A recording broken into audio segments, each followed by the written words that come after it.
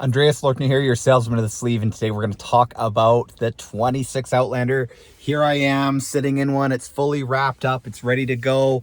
They have finally arrived, but it's really important to understand the difference. I mean, the market is saturated with different options, and it's my goal here to make sure that we take the confusion out of the car buying process. So we have three kinds of hybrids in the market. We have a mild hybrid, we have a full hybrid, and then we have plug-in hybrid.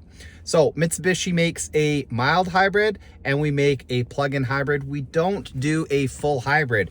And so I'm going to explain the system to you today so you can understand when you're looking at these options, you can understand the true difference when it comes to these powertrains.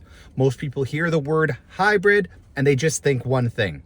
Really, as 2025, 2026 year models, there's three different types of hybrid out there. So let's just kind of just break it down today. We're going to explain it. We're going to make sure you understand so that you can now take a look and shop confidently, understanding what is out there. So new for the 26 Mitsubishi Outlander, they are all mild hybrid. They're powered by a 1.5 liter turbocharged engine, which comes from our Eclipse Cross platform. In addition to that platform, not only does it have more horsepower and more torque than the Eclipse Cross, but we're also doing a water-cooled turbo setup to make sure that it can handle everything. It is going to be equipped with a 48-volt lithium-ion battery, and this is going to be what we call our BSG. Really, the way you got to think about it is this 48-volt battery. The main job is starting the vehicle, starting that acceleration. It does have the ability to recuperate a little bit of energy, but really not that much in the same terms of when people think of regenerative braking. That's really not the case here for the 26 Outlander, especially for those who feel like, you know what, I don't want to go hybrid. Give me a gas-powered car. I don't want anything like that. That's exactly what this gives you. It just runs it more efficiently. So located underneath those seats right there, which is your second row, that is where the lithium-ion 48-volt battery is. This allows for start-stop function. This allows for, you come to a complete stop, the engine kicks off, and it's that battery that's going to be kicking on to give you power. All right, so that's just the simplified version of what it is, what the powertrain is. I will say driving a 25 or a 24 and then driving this 26, the 26s, they feel heavier in steering, which is nice. It feels more planted. The power output is wonderful. It's very smooth. You don't really have the turbo lag, but it's just also not a ton of power. The vehicle's rated at 8.7 liters per 100 combined. That's highway and city. So for a size of vehicle like this, great fuel economy, and it's really nice to drive. The other really cool thing is doing little adjustments to really kind of up the ante in regards to just the fit and finish and quality of the vehicle. When the vehicle was up in the shop, they're doing the pre-delivery inspections.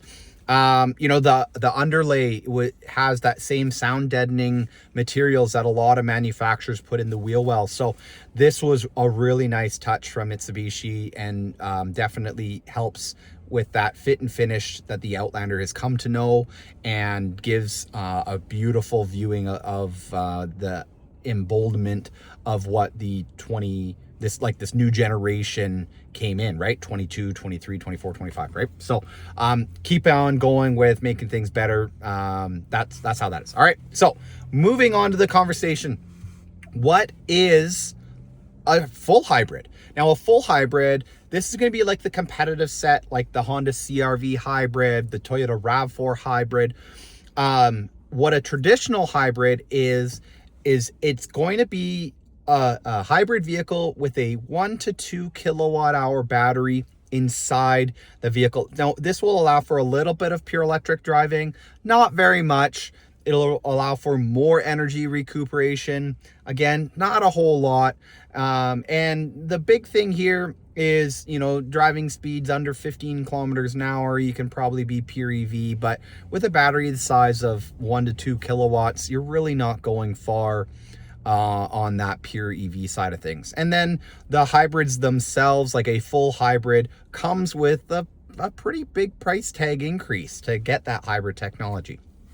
And then moving on to plug-in hybrid. What is plug-in hybrid? Plug-in hybrid is simply, pretty much the way to explain it is, it's an electric vehicle that has a gas engine to make sure that you don't run out, right? The gas engine's job is a generator. It's like a range extender. And the official rating of the Mitsubishi plug-in hybrid is 61 kilometers pure EV driving. And there's a lot of videos out here. A lot of people see a lot more range out of it. You know, I did a personal test with one in winter, heated seats, heated steering, radio, all that stuff. And I cranked out 89 kilometers, right? So a lot of people definitely have that ability to see more power, more EV range, whatnot. But with that, you've got a 20 kilowatt hour battery, and you have electric motors that propel the vehicle, and you have a very comprehensive regenerative braking system that allows for energy to be recuperated, and then once it's recuperated, it can be used at a later time. So just a quick video here explaining the difference between mild hybrid, full hybrid, and plug-in hybrid, and I'm excited to be doing more content on the 26 Outlander. Stay tuned. We'll talk to you later.